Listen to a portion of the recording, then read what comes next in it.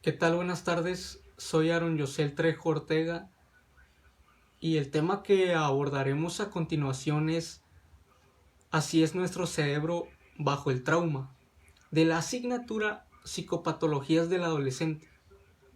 Vamos a ver un poco cómo se comporta, cómo se manifiesta o qué es lo que pasa en nuestro cerebro cuando surge una situación traumática. Este capítulo o este tema lo iniciamos con unas palabras de Roger Wolcott Sperry, un neurobiólogo estadounidense quien se enfocó mucho en el cerebro humano. Dice así: antes de la aparición del cerebro, no había ni color ni sonido en el universo. No había ni sabores ni aromas y probablemente pocas sensaciones. Y nada de sentimientos ni emociones. Antes de los cerebros, el universo tampoco conocía el dolor ni la ansiedad.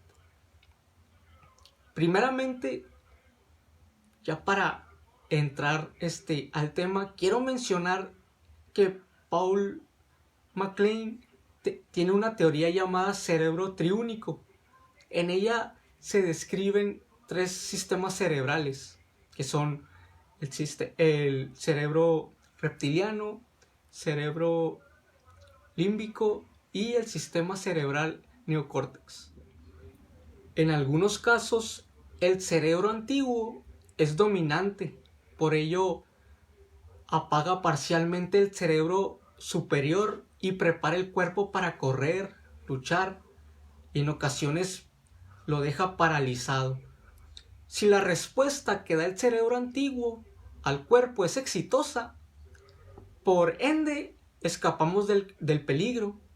Entonces la persona comienza a recuperar los sentidos y el equilibrio interno.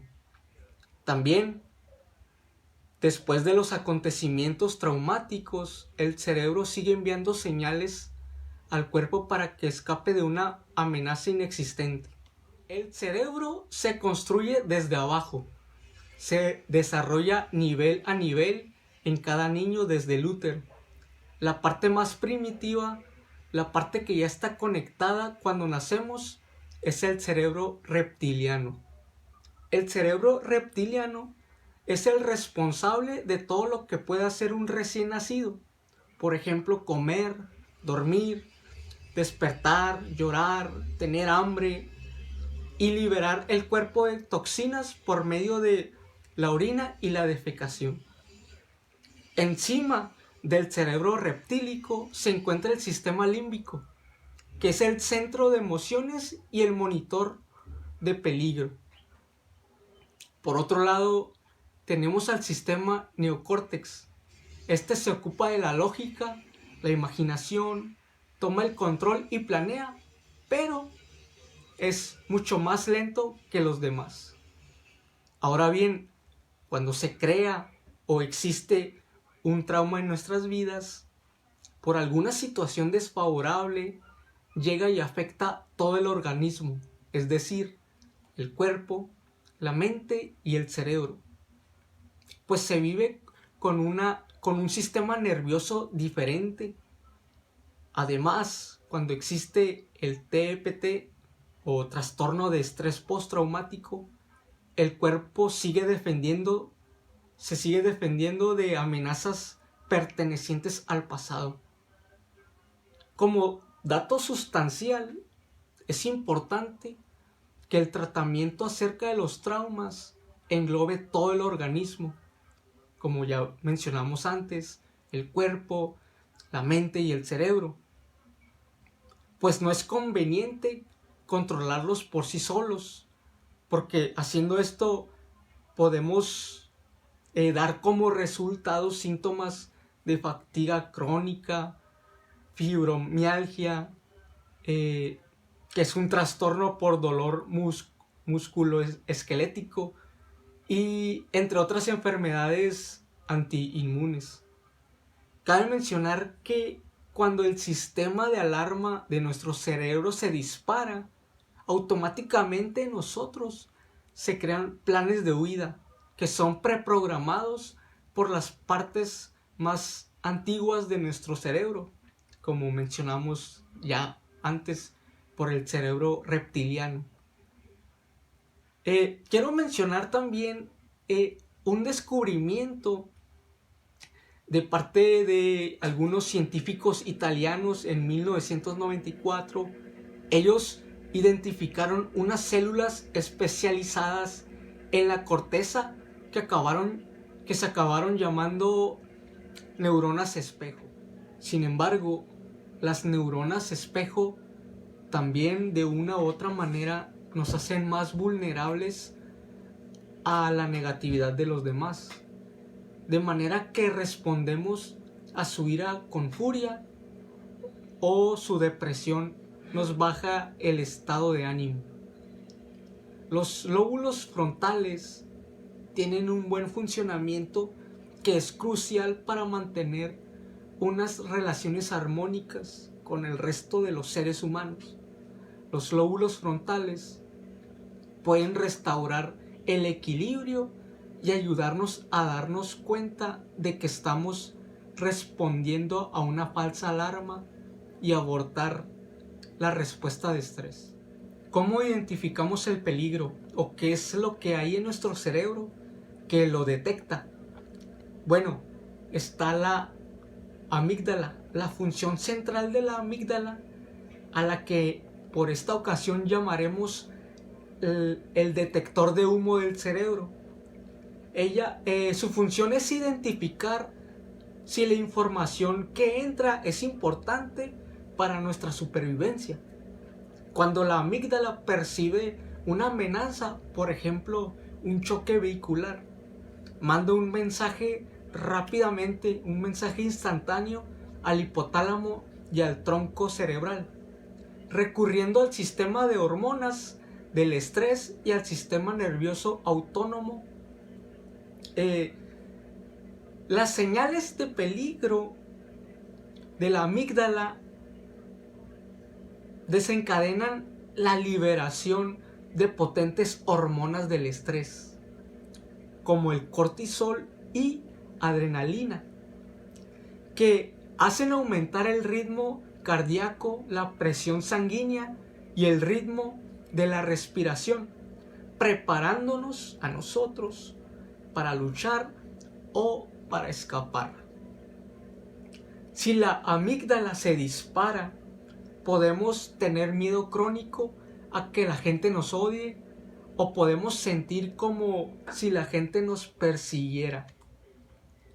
La amígdala tiene un solo trabajo, que es reconocer el peligro. Entonces, cuando se enciende esta alarma o cuando se activa esta alarma, la sangre y el oxígeno se desvían a los músculos. Por ello, la adrenalina inunda el cuerpo y todos los sistemas que no son cruciales, que no son importantes para la supervivencia, se desactivan. El hipocampo comienza a bombear cortisol. El cortisol hace que no sintamos dolor solo para concentrarnos en cómo sobrevivir. Por esa razón, el menor error de interpretación puede provocar dolorosos malentendidos en las relaciones personales y laborales. Los sistemas de alarma defectuosos provocan arrebatos o bloqueos como respuesta a comentarios o expresiones faciales inocuos. La amígdala no hace estas valoraciones, solo nos prepara para luchar o escapar, incluso antes de que los lóbulos frontales envíen ese mensaje. Las capacidades ejecutivas de la corteza prefrontal nos permiten observar qué está sucediendo, qué es lo que está pasando, predecir qué sucederá si realizamos una acción determinada y tomar una decisión consciente. Nos hace ser capaces de analizar tranquila y objetivamente nuestras ideas, sentimientos y emociones, que a esta capacidad se le denomina mindfulness. También existen dos maneras de cambiar el sistema de detección de las amenazas.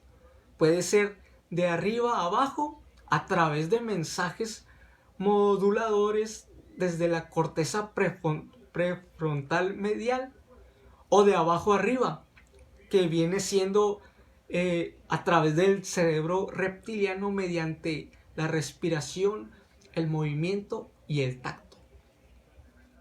El neurocientífico Paul MacLean, autor de la descripción de los tres sistemas cerebrales que ya mencionamos anteriormente, comparó la relación entre el cerebro racional y el cerebro emocional. Para ello, un ejemplo pone un ejemplo que es como un jinete, más o menos competente, y su caballo rebelde. Mientras que el tiempo esté calmado y el camino no tenga obstáculos, el jinete puede notar un excelente control. Pero los sonidos inesperados o las amenazas de otros animales pueden hacer que el caballo salga corriendo, obligando al jinete a agarrarse bien para salvar su vida. Por otra parte, tenemos la disociación. ¿Qué es la disociación? Bueno, es la esencia del trauma. Es la experiencia abrumadora que divide y fragmenta de modo que las emociones, los sonidos, las imágenes, los pensamientos y las sensaciones físicas relacionadas con el trauma tomen vida propia. Los flashbacks, una palabra muy famosa, ¿verdad? Los flashbacks y las rememorizaciones, en cierto modo, son peor que el propio trauma. Un evento traumático tiene un principio y un final, pero las personas con TPT, los flashbacks pueden producirse en cualquier momento, tanto si están despiertos o si están dormidos. Hay personas que sufren flashback. Ese tipo de personas suelen organizar su vida intentando protegerse de ellos, pues básicamente viven aprisionados en el pasado. Por ejemplo, los veteranos de guerra, cuando tienen un flashback al ver algo similar que en la zona de guerra, se sobresaltan o se enfurecen o se bloquean. Bueno, el reto no es tanto aprender a aceptar las terribles cosas que han sucedido, sino aprender a dominar las sensaciones y las emociones internas. Sentir, nombrar e identificar lo que pasa por dentro es el primer paso hacia la recuperación.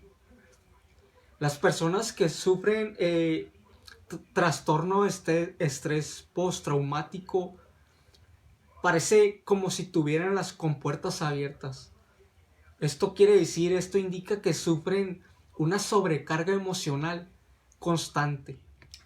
Cabe mencionar que existe un término médico llamado despersonalización.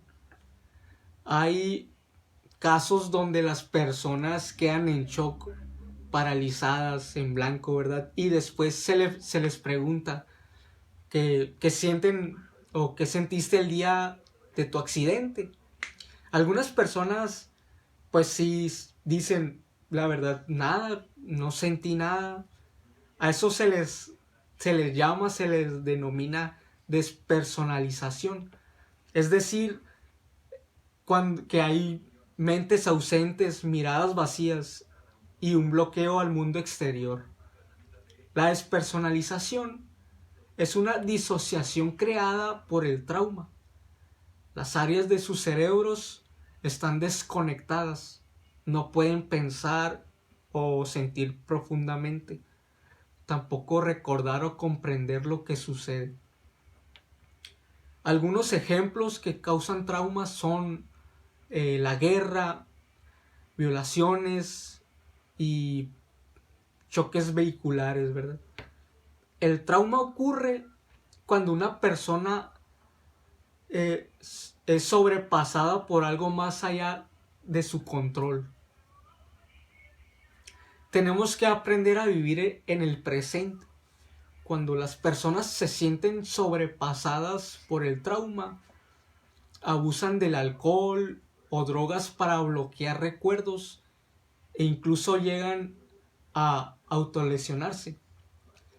Esto es un reto, y el reto en el tratamiento de los traumas no es solo manejar el pasado, sino mejorar la calidad de experiencia diaria. Para finalizar ya con este video, quiero mencionar las palabras del autor del libro El cuerpo lleva la cuenta. Dice: la mayoría de nosotros debemos ayudar a nuestros pacientes a vivir de forma completa y segura en el presente. Para ello, debemos ayudarles a recuperar las estructuras cerebrales que les dejaron abandonados cuando el trauma los abrumó. Con esto finalizamos y espero que haya sido de su agrado y enriquecedor este video.